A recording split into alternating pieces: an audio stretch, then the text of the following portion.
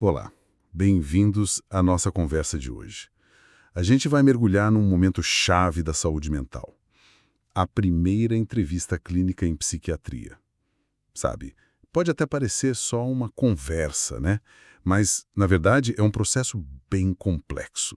Uma mistura de técnica e muita sensibilidade. É ali que o profissional começa a montar o quebra-cabeça da saúde mental de alguém. Nossa análise aqui vai se basear em material que detalhe exatamente essa prática. E qual nossa missão? Bom, é entender as partes essenciais dessa avaliação.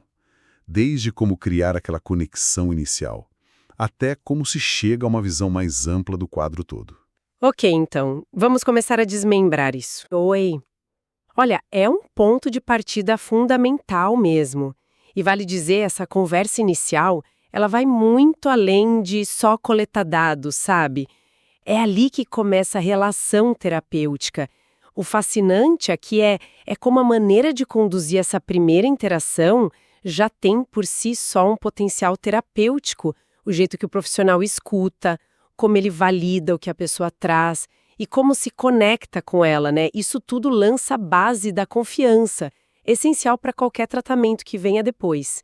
É realmente onde tudo começa. Perfeito. E essa construção de confiança, essa aliança terapêutica, é justamente nosso primeiro ponto aqui.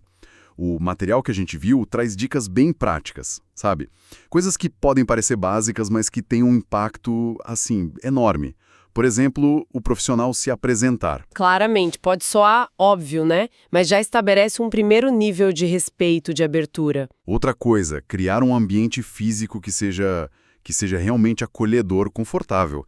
Nada daquelas salas frias, impessoais, que podem acabar intimidando a pessoa. Sim, exatamente. Esse cuidado com o espaço físico, ele reflete um cuidado com o estado emocional da pessoa que está ali. O ambiente precisa, sinalizar segurança, acolhimento, para a pessoa poder se sentir à vontade para se abrir, né? E tem também a forma de perguntar. A recomendação é convidar a pessoa a contar a história dela, com as palavras dela. Ou seja, priorizar perguntas abertas, sabe? Aquelas que permitem uma narrativa mais fluida. Evitar aquelas perguntas fechadas de sim ou não, que acabam limitando a resposta, né? E às vezes até direcionam o que a pessoa pensa.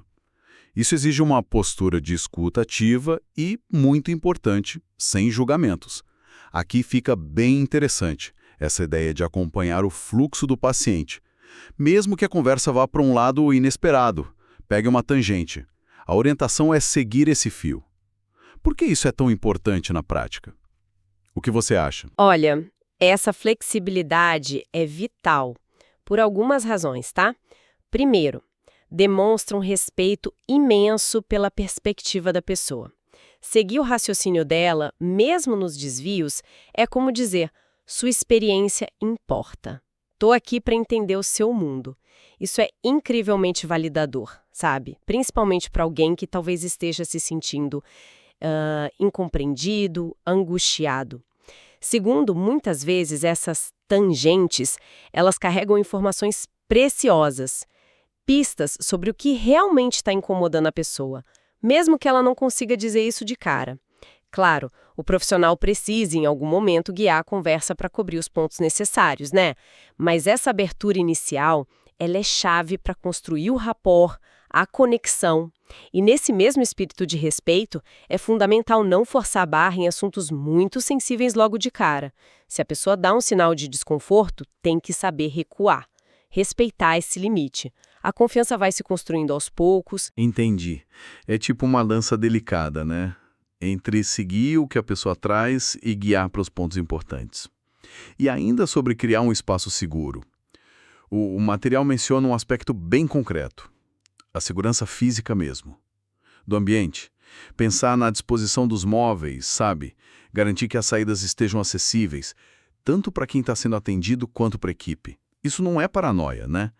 É parte de criar um contexto onde a pessoa possa se sentir segura em todos os níveis, inclusive fisicamente, para poder relaxar e confiar. Exatamente. A sensação de segurança em todas as suas dimensões é o solo fértil onde a aliança terapêutica pode crescer.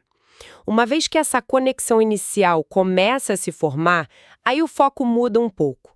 Vai para uma coleta de informações mais sistemática, história clínica. Se conectarmos isso ao quadro geral, a gente percebe como essa etapa organiza as peças do quebra-cabeça. A abordagem geralmente começa ampla, com perguntas abertas sobre a queixa principal, né? O motivo que levou a pessoa a buscar ajuda. A partir daí, o profissional vai afunilando, explorando detalhes mais específicos. E quais seriam os elementos centrais dessa coleta de história? O material que a gente viu detalha vários pontos importantes. Precisa entender a doença atual bem a fundo. Quais são os sintomas exatos? Como eles aparecem? Quando começaram? O que parece ter desencadeado ou piorado a situação? Os tais fatores precipitantes. Igualmente importante é o contexto de vida da pessoa, né? Como está a situação social, familiar, trabalho, tem uma rede de apoio e, claro, investigar tratamentos anteriores ou atuais, psiquiátricos ou não, e se teve resultado bom, ruim, se teve complicação. Perfeito. E a palavra-chave aqui é abrangência. A avaliação foca na saúde mental, claro, mas a pessoa é um todo, né? Um todo integrado. Então é essencial ir além do histórico puramente psiquiátrico. Tem que investigar o histórico médico geral, cirúrgico. Muitas condições médicas podem dar sintomas psiquiátricos ou impactar o tratamento, sabe? O histórico de uso de substâncias, outro ponto crítico. Álcool, drogas ilícitas e até o uso de remédios prescritos de forma diferente da indicada. O histórico familiar também dá pistas importantes, tanto sobre vulnerabilidades genéticas para condições médicas e psiquiátricas, quanto sobre o ambiente em que a pessoa cresceu. Além disso, é fundamental listar todos os medicamentos em uso, incluindo vitaminas, suplementos e checar alergias. E um componente que não dá para negociar é a avaliação de segurança. Investigar ativamente se tem pensamentos de morte, ideação suicida ou homicida. Presente e passado. Isso exige sensibilidade, claro, mas não pode ser deixado de lado. E, por fim, o histórico social e de desenvolvimento ajuda a compor um quadro da trajetória de vida da pessoa. Seus marcos, desafios, recursos. E organizar tudo isso, conectar os pontos, realmente exige um conhecimento muito bem estruturado. Essa necessidade de ter uma base de conhecimento ampla, organizada, isso me faz pensar, para quem está nessa jornada de aprendizado na área da saúde, né, se preparando para provas de residência, concursos, ou mesmo para a prática clínica do dia a dia, ter acesso a recursos que ajudem a consolidar, a revisar todo esse conteúdo, isso é crucial, né? Sem dúvida alguma. A formação em saúde é puxada, o volume de informação é imenso. Ferramentas que facilitam o estudo, a revisão, a aplicação prática desse conhecimento, elas fazem uma diferença importante para construir essa base sólida que a gente está falando. E falando nisso, para estudantes que estão buscando justamente essa preparação mais robusta, se a meta é se preparar de verdade, olha, vale a pena conferir o medicob.com.br. Lá dá para baixar o app e ter acesso ao maior banco de questões do Brasil, sabe? Com provas anteriores de várias instituições e o melhor, todas comentadas. E não é só isso. Tem resumos práticos, aulas completas e flashcards, que são ótimos para revisar em qualquer lugar, no ônibus, na fila. É sobre ter as ferramentas certas para construir esse conhecimento sólido que a gente está discutindo aqui. Fundamental para uma boa prática, né? Uma base sólida é realmente indispensável, seja nos estudos ou no dia a dia da clínica. E essa base de avaliação inclui não só a história que a gente coleta ao longo do tempo, mas também uma avaliação do estado mental da pessoa naquele momento específico da entrevista. Exato. Aí a gente entra no exame do estado mental, o famoso MSE, né? Mental Status Exam. O material que a gente analisou usa uma analogia muito boa. Compara o MSE na psiquiatria ao exame físico na medicina geral. É uma forma de avaliar o aqui e agora da condição mental da pessoa. Precisamente. O MSE é uma combinação, na verdade, de duas fontes de informação. Primeiro, as observações cuidadosas do profissional sobre a aparência da pessoa, o comportamento, a atitude dela na entrevista, o discurso, o afeto. Segundo, são perguntas diretas mesmo, explorando áreas específicas como o conteúdo do pensamento, tipo, tem ideias delirantes? Obsessões, a forma como o pensamento está fluindo, está acelerado, está bloqueado? As percepções, será que tem alucinações auditivas, visuais? O humor que a própria pessoa relata e as funções cognitivas básicas, né?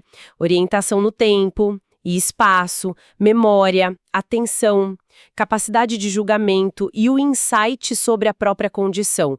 O objetivo é como se fosse compilar uma fotografia detalhada do estado mental do paciente naquele momento. Isso levanta uma questão importante. Qual a finalidade prática dessa fotografia tão detalhada? Para que serve isso tudo? A utilidade é enorme, principalmente na comunicação clínica. O material ressalta bem isso. Um MSE bem feito permite ao profissional descrever o estado mental do paciente para outros colegas da equipe de saúde, médicos, psicólogos, enfermeiros, e descrever de uma maneira padronizada, objetiva. Isso faz com que todo mundo possa ter uma imagem clara da apresentação clínica atual da pessoa, mesmo sem ter encontrado ela pessoalmente. Facilita muito a discussão do caso, o planejamento do tratamento e o acompanhamento da evolução depois. É uma ferramenta essencial para garantir que todo mundo esteja, digamos, na mesma página. A dos que foram coletados. Organizar as informações de um jeito coerente para tentar entender o quadro geral da pessoa. É nesse momento que se começa a pensar em hipóteses diagnósticas, né? Muitas vezes usando como referência sistemas de classificação como a CID, a Classificação Internacional de Doenças, ou o DSM, o Manual Diagnóstico Estatístico de Transtornos Mentais. Embora o nosso material não se aprofunde neles, só menciona que são ferramentas que existem nesse processo. E é nesse contexto de integração que surge um conceito que hoje é central na psiquiatria moderna, a tal da abordagem biopsicossocial. O que significa isso na prática? Olhar para a pessoa através dessa lente. Como isso muda a compreensão do problema? Então, a abordagem biopsicossocial é uma mudança de paradigma fundamental. Comparada com modelos mais antigos que focavam só no biológico ou só no psicológico isoladamente. Ela parte do princípio de que a saúde e a doença mental são resultado de uma interação. E uma interação complexa, dinâmica, entre múltiplos fatores. A gente divide esses fatores em 3 grandes áreas, né? Biológicos, que incluem genética, neuroquímica cerebral, condições médicas gerais, efeitos de substâncias. Psicológicos, que englobam a personalidade, os estilos de enfrentamento, que a gente chama de coping, história de traumas, crenças, padrões de pensamento, e sociais, que consideram o ambiente cultural, as relações interpessoais, o suporte social, o status socioeconômico, trabalho, eventos de vida estressantes.